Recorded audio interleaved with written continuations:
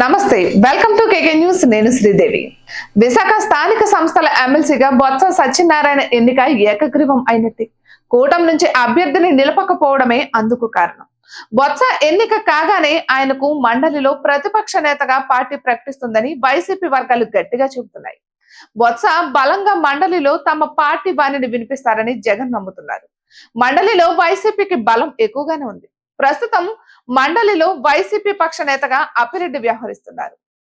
జగన్ కు అసెంబ్లీకి వచ్చే ఆలోచన లేకపోవడానికి తనకు ప్రతిపక్ష నేతగా స్పీకర్ అంగీకరించకపోవడం కూడా ఒక కారణమని వైసీపీ నేతలు చెబుతున్నారు.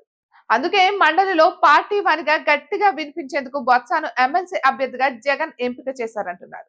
ఇక విశాఖ స్థానిక సంస్థల ఉప ఎన్నికల్లో మొత్తం 849 ఓట్లు ఉంటే వాటిలో కూటమికి 200 ఓట్ల వరకు మాత్రమే వచ్చాయి.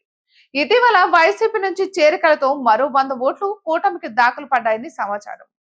ఇంకా వైసీపీకి 500 పైగా ఓట్లు ఉన్నాయని వారిని ఇప్పటికే వైసీపీ క్యాంపులకు తరలించింది.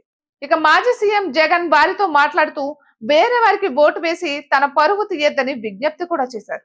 బొత్స అయితే గట్టి అభ్యర్థిగా పోటీ ఇస్తారని భావించారు. అయితే బలం లేని చోట పోటీ చేయడం చంద్రబాబుకు ఇష్టం లేదు. అంతేకాక అధికారంలోకి వచ్చి 2 నెలల్లో పోటీ చేసి ఓటమి పాలు కావడం కంటే లేదా పెద్ద సంఖ్యలో వైసీపీ నుంచి స్థానిక సంస్థల ప్రజాప్రతినిధులను పార్టీలో చేర్చుకుని బరిలోకి దిగడం కంటే పోటీకి దూరంగా ఉండడమే మేలని చంద్రబాబు భావిస్తున్నారు.